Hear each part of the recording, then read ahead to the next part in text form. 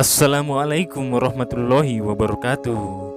Sobat beriman, dalam hadis panjang yang diriwayatkan dari jalur Aisyah radhiyallahu anhu, disebutkan bahwa Rasulullah pernah terkena sihir dari pria Yahudi. Bahkan sihir tersebut sampai membuat Rasulullah SAW membayangkan seakan-akan melakukan sesuatu padahal tidak melakukan apa-apa. Hingga suatu ketika Nabi Muhammad SAW berada di sisi Aisyah sambil mengucapkan doa dan doa. Beliau pun bersabda, "Wahai Aisyah, apakah kamu tahu bahwa Allah telah memberikan jawaban kepadaku tentang apa yang aku tanyakan kepadanya tentang sihir?" Nabi Muhammad SAW menyampaikan bahwa ada dua orang yang mendatanginya. Satu di antaranya duduk di dekat kepala beliau dan yang satunya lagi berada di kaki beliau. Lalu salah seorang di antara keduanya berkata kepada temannya, "Sakit apa orang ini?" "Terkena sihir," jawab temannya. "Siapa yang telah menyihirnya?" tanya temannya lagi. Kemudian temannya menjawab, "Labid bin al-Asham." Ditanya lagi, "Dalam bentuk apa sihir itu?"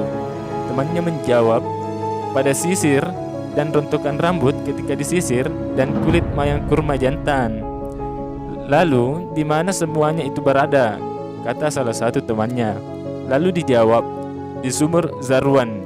Kemudian Rasulullah SAW mendatangi sumur itu bersama beberapa orang sahabat beliau.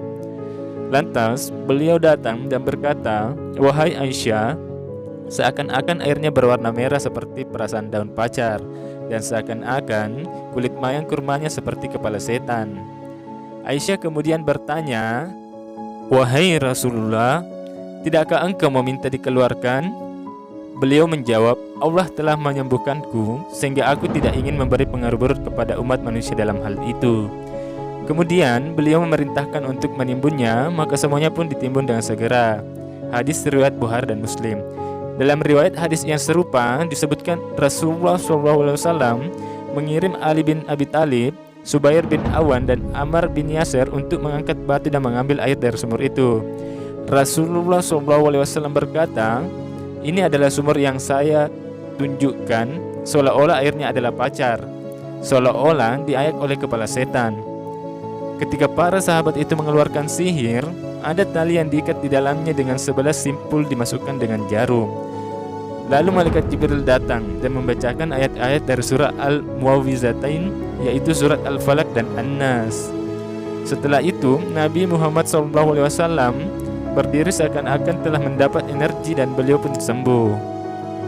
Lalu Jibril mengucapkan, "Dengan nama Allah aku meruqyahmu dari segala sesuatu yang mengganggumu dan dari keburukan penyakit ain yang timbul dari pandangan mata orang yang dengki. Semoga Allah SWT menyembuhkanmu. Dengan nama Allah aku meruqyahmu." Setelahnya Jibril mengucapkan ayat-ayat dari surah Al-Falaq dan An-Nas. Para sahabat kemudian bertanya kepada Rasulullah SAW, "Wahai Rasulullah, tidakkah kami akan membunuh orang-orang jahat itu?" Lalu dijawab beliau, "Allah SWT telah menyembuhkanku dan saya benci memprovokasi terhadap kejahatan siapapun." Sobat beriman, demikianlah kisah tentang Rasulullah SAW yang pernah terkena sihir oleh orang Yahudi. Wallahu a'lam bishawab. Assalamualaikum warahmatullahi wabarakatuh.